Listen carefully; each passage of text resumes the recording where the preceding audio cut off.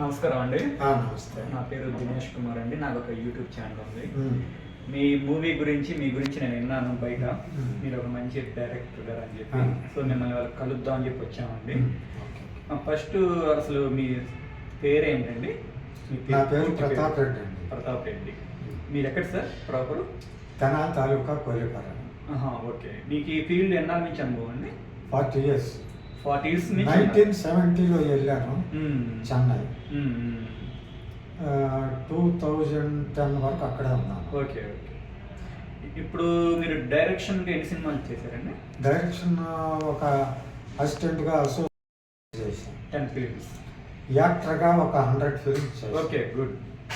ఆర్టిస్ట్గా ఒక 100 films చేశారు. పోస్ట్ ప్రొడక్షన్ డైరెక్టర్గా ఒక 10 years రాడన్ టీవీలో చేశాను. Okay okay. ఇప్పుడు మీరు ఫస్ట్ టైం డైరెక్షన్ చేస్తున్నారు డైరెక్టర్గా? First time. ఇది రెండో సినిమా. ఇది రెండో సినిమా. ఓకే. మొదటి సినిమా ఏంటండి? వజ్రాల దొంగ వయ్యారి భామ. Okay, nice nice. ఇప్పుడు ఇది సెకండ్ ఫిల్మ్. ఇది సెకండ్ ఫిల్మ్. దీనికి బడ్జెట్ ఎంత అనుకుంటున్నారు ప్రొడ్యూసర్ గారు? దీనికి ఫస్ట్ 25 అనుకున్నాం. అంతా కొత్త వాళ్ళతో చేద్దాం అనుకున్నాం. 25 అనుకున్నాం. కానీ అది చేతులు మారటంతో బడ్జెట్ పెరిగిపోయింది. Okay okay. ఇంట్రెస్ట్ కలిపి 50-60 అయిందా? 50 అవుతుంది. ఓకే. అయితే అసలు ఇది స్టోరీ దేనికి సంబంధించింది సార్? ఇది ఓల్డ్ ఏజ్ హోమ్కి సంబంధించిన subject. Old age home. Okay. ముసలి తల్లిదండ్రులు పిల్లల ప్రేమ కోసం తప్పిస్తే ఆ పిల్లలు వీళ్ళని ఎలా నెగ్లెక్ట్ చేశారు, నెగ్లెక్ట్ చేసిన దానికి వీళ్ళు ఏ రకంగా వాళ్ళ మీద వాళ్ళకి తీర్పు ఇచ్చారు. Okay okay.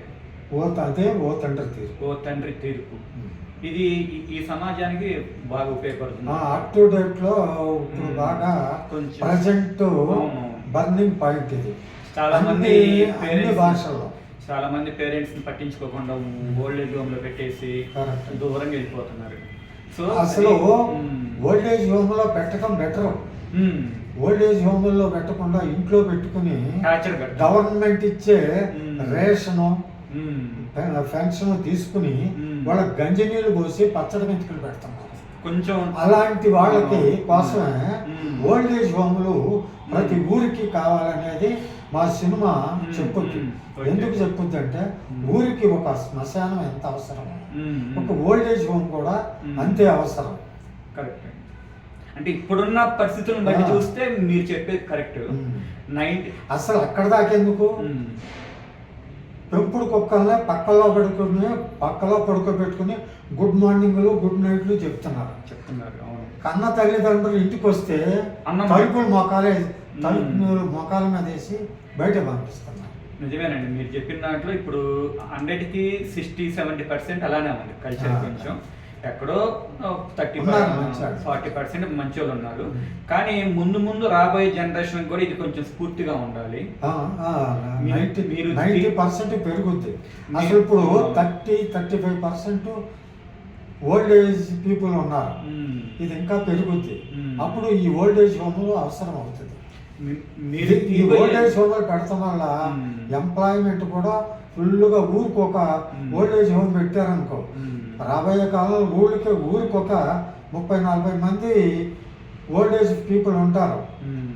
ఆ ఓల్డ్ ఏజ్ పీపుల్ ఎలాంటి వాళ్ళు? మీలాంటి వాళ్ళు.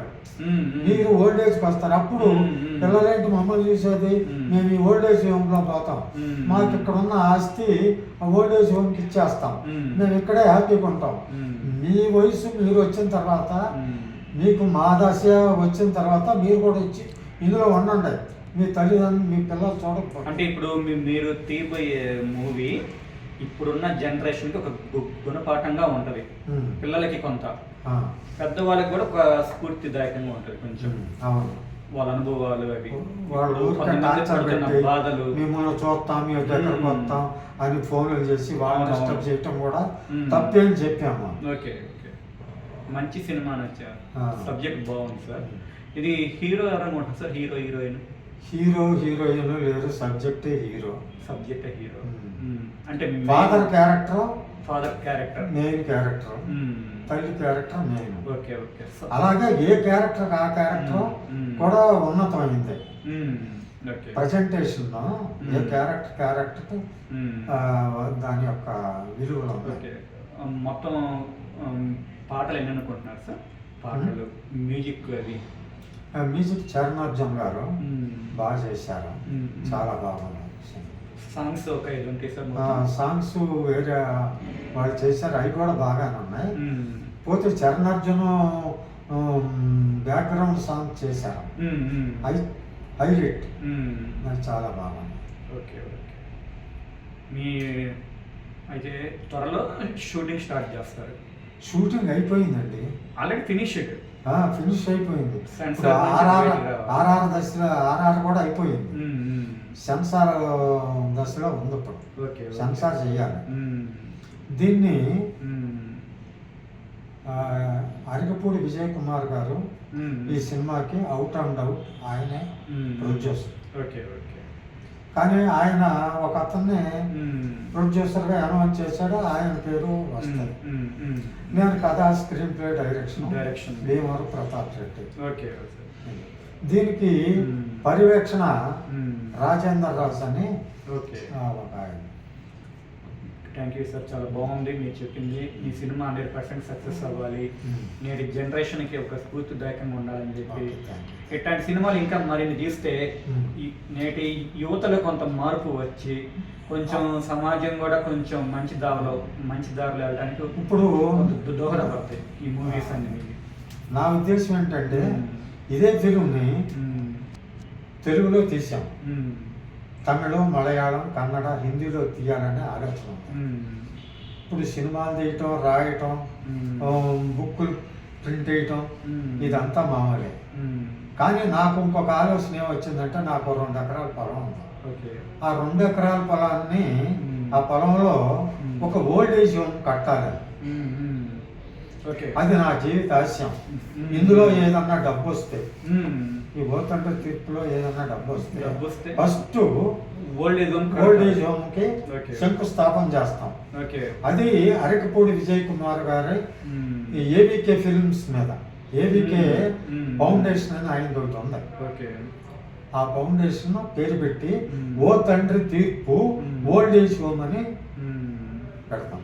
Okay sir, thank you sir. Hmm. Me